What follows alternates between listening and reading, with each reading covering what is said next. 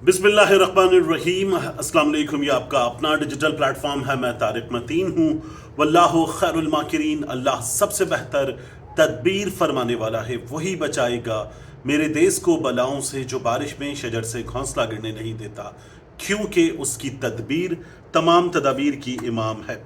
बहुत हंगामा खेज दिन, और इसकी हंगामा खेजी अब सामने निकल कर आ रही है। कुछ ऐसी चीज़ें जो दबी रहीं, सामने नहीं आई हैं, बहुत अहम चीज़ें हैं, मैं आपके सामने रख देता हूँ। बहुत एक्सक्लूसिव मालूमात हैं। कुछ दोस्त जिनके पास ये मालूमात हैं, जो उस इदारे में मौजूद हैं, जो उन लोगों की जिनके बारे में ख़बरें हैं करीब तरीन मौजूद हैं, उनके पास मालूमात हैं, लेकिन जाहिर है कि हर चीज़ हर शख्स आप तक पहुँचा नहीं सकता।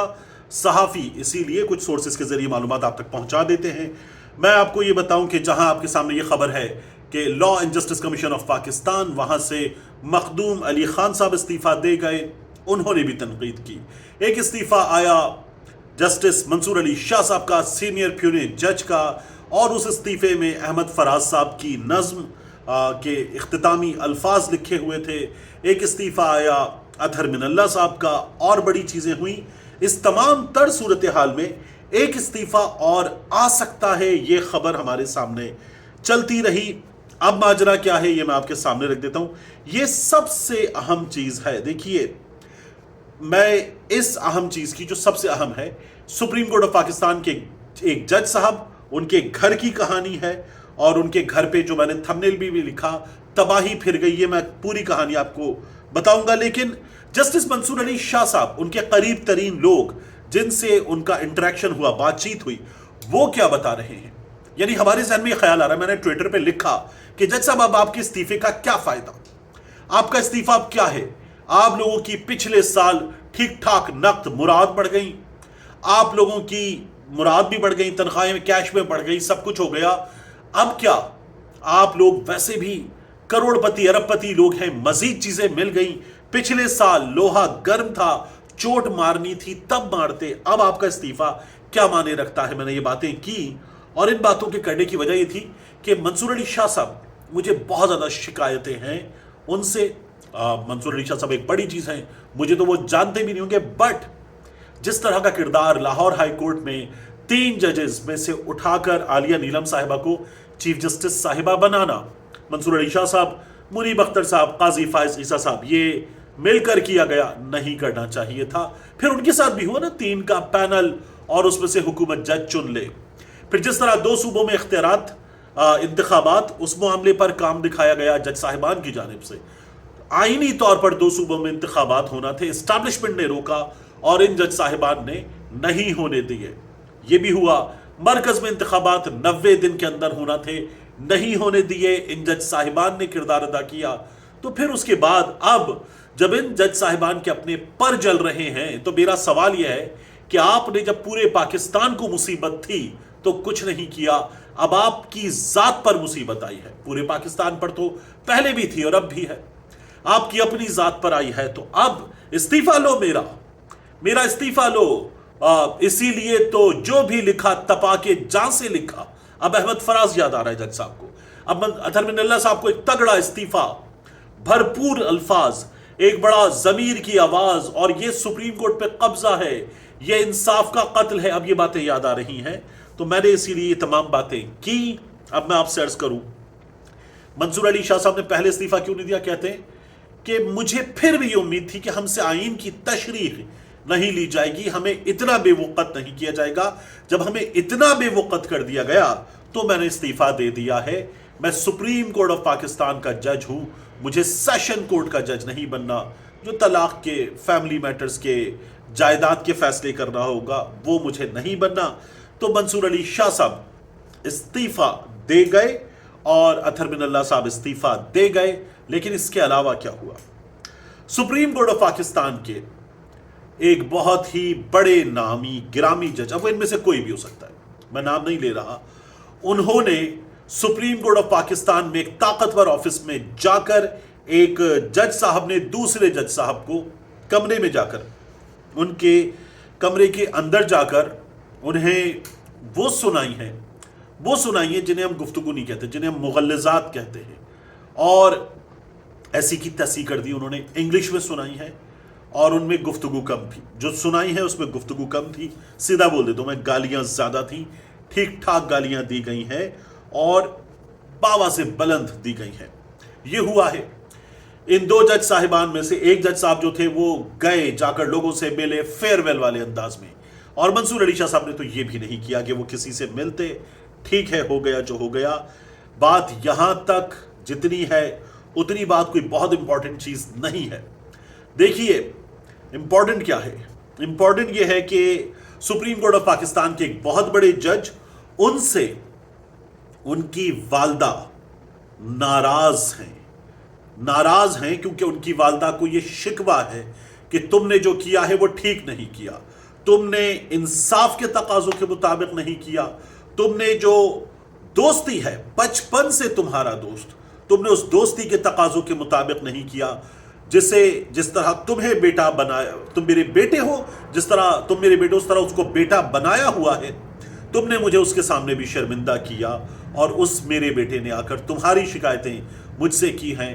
تو سپریم کورٹ آف پاکستان کے ایک بہت بڑے جج, ان کی والدہ ان سے ناراض ہو کر 2 مہینے سے وہ اپنے آبائی گھر میں ہیں, وہ جج صاحب والے گھر میں نہیں ہے. 2 مہینے سے سپریم کورٹ آف پاکستان کے جج صاحب کی والدہ ان جج صاحب سے, سپریم کورٹ آف پاکستان کے ان جج صاحب سے ان کے اپنے بچے نہیں مل رہے, بات نہیں کر رہے, ناراض ہیں, باپ سے ناراض ہیں.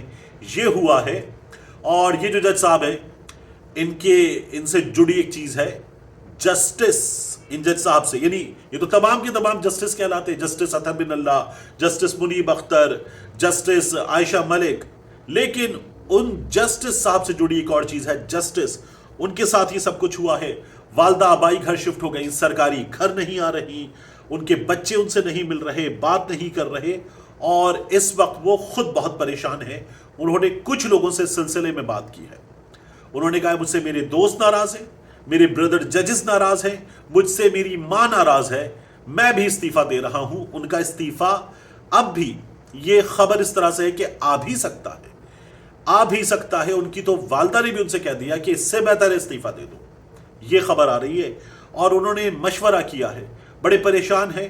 ان کو مشورہ دینے والے کچھ لوگوں نے کہا کہ ماں سب کچھ ہے, آپ دے دیجئے, ان کی بات مان لیجئے. کچھ نے کہا کہ پہلے کرنا تھا, جو آپ نے کر دیا ہے, کیا کیا ہے آپ نے, اب استعفیٰ نہ دیں, اب کیا کریں گے. ایسے لوگ بھی موجود ہیں جنہوں نے ان کو یہ مشورہ دیا ہے, لیکن وہ بہت پریشان ہیں اور وہ استعفیٰ دے سکتے ہیں. انہوں نے باقاعدہ طور پر یہ ڈسکس کیا ہے, اور انہوں نے جو گزشتہ کوئی 24 گھنٹوں میں ملاقاتیں وغیرہ کی ہیں, ان پر بھی انہیں بڑی ندامت ہے, اور اب وہ بڑے پریشان ہیں. بہت بری ہے یہ سچویشن جو ہمارے سامنے ہے. اب ان حالات میں یہ بھی کہا جا رہا ہے کہ ان جج صاحب کو ایک اور اس سے بھی بڑا لالچ دیا جا رہا ہے, تو وہ اس بڑے لالچ میں بھی آ سکتے ہیں.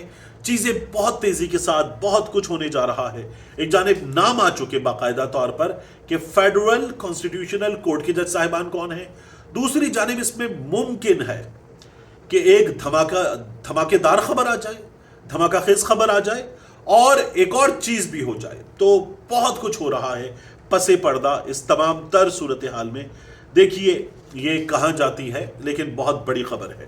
اس کے بعد فیلڈ مارشل عاصم منیر صاحب, عاصم منیر صاحب جو ہیں وہ اب جب اٹھائیں گے نئے عہدے کا حلف, commander of defence, chief of defence staff, C D S, commander of defence forces, معاف کیجیے گا, سی ڈی ایس تو انڈیا میں ہوتا ہے, ہمارے ہاں چیف آف ڈیفنس فورسز, تو سی ڈی ایف, وہ جب عہدہ اٹھائیں گے تو وہ عہدہ پھر ہوگا 5 برس کا. تو عاصم منیر صاحب نومبر 2030 تک, نومبر 2030 تک وہ, اور پھر جو ایف سی سی کے جج ہیں وہ بھی. تو یہ ایک کمبینیشن ہے, یہ چلے گا. اور مخالفین جو ہیں ان کی ایسی کی تیسی ہوگی, اس میں مزید ہوگی, اور چیزیں بہت تیزی کے ساتھ, بہت زیادہ رولر کوسٹر اور ہیوی رولر کوسٹر, بہت تیزی کے ساتھ آگے بڑھے گی. تو کافی کچھ ہونے جا رہا ہے ان تمام تر حالات میں. لیکن اس کا مطلب کیا ہے؟ یہ ہائیبرڈ سیٹ اپ ہے. اس ہائیبرڈ سیٹ اپ میں جو انتخابات ہونا ہے وہ انتخابات ہونا ہے 2029 کے آغاز میں. یعنی 2029 کے پہلے 4 مہینے کے اندر انتخابات ہونا ہے. اب فیلڈ مارشل صاحب 2030 تک ہیں. حکومت کی گئی پیش بندی جو حکومت نے انتظامات کیے وہ 2030 تک ہیں. تو حکومت پھر آگے اور اس کے بعد ایک عدد ایکسٹینشن اور فیلڈ مارشل صاحب اگر مزید 5 برس کے لیے. تو وہ جو بات ہو رہی تھی نا کہ عاصم منیر صاحب یہ ہائیبرڈ سسٹم وہ پچھلے 10 سال کی تیاری کر رہے تھے, یہ 10 سال پکے کر چکے اور یہ ہو جائے گا. تو یہ سب کچھ ہو رہا ہے. اور یہ خبر کیسی ہے؟ تو یہ خبر کیونکہ یہ ہائیبرڈ سیٹ اپ ہے, بعض پاکستان تحریک انصاف کے لوگ کہتے ہیں کہ یہ ہمارے لیے بہت بری خبر ہے. خود پاکستان تحریک انصاف کے لوگ وہ کہتے ہیں کہ ہمیں فیلڈ مارشل سے شکایت ہے, اسٹیبلشمنٹ سے شکایت ہے, حکومت سے شکایت ہے, ہمارا مینڈیٹ چھینا گیا, اب تو ہمیں کوئی امید نہیں ہے, کوئی بھی امید نہیں ہے. آپ انصار عباسی صاحب کا آج کا کالم دیکھ لیں, وہ کہتے ہیں ہرایا گیا پی ٹی آئی کو. منیب فاروق کو دیکھ لیں, آپ حسن ایوب کو دیکھ لیں, دیگر لوگوں کو دیکھ لیں, وہ تمام کے تمام اپنے منہ سے کہتے ہیں کہ ٹھیک ہے پاکستان تحریک انصاف کو مینڈیٹ نہیں ملا. سہیل وڑائی صاحب مقبولیت قبولیت کرنے والے وہ بھی یہی بات بتاتے. تو پاکستان تحریک انصاف کے لوگ اپنے منہ سے کہہ رہے ہیں کہ ہمیں تو اب بالکل ہی کوئی امید نہیں ہے. ان تمام تر حالات کے درمیان میری 2-3 تجزیہ کاروں سے بات ہوئی. وہ تجزیہ کار ایک بڑی مزیدار بات کر رہے ہیں. ان کا یہ کہنا ہے کہ چونکہ سب کچھ ہاتھ میں آ گیا, مضبوطی کے ساتھ ہاتھ میں آ گیا, اس لیے 4 مہینے کے اندر عمران خان صاحب رہا ہو سکتے ہیں کہ اب سب ہمارے ہاتھ میں ہے, بہت بھرپور انداز میں ہمارے ہاتھ میں ہے. اب آؤ باہر اور اگر کچھ کر سکتے ہو تو کر لو. اب there is nothing to worry about. جو انٹرنیشنل پریشر ہے اس پریشر کے تحت ہم نے سب کچھ مٹھی میں کر لیا, اب تمہیں ہم چھوڑ سکتے ہیں. یہ سچویشن ہے جو آگے بھی بدلے گی تو بہت تیز رفتاری کے ساتھ بدلے گی. ملتے ہیں انشاءاللہ آپ سے اگلی ویڈیو.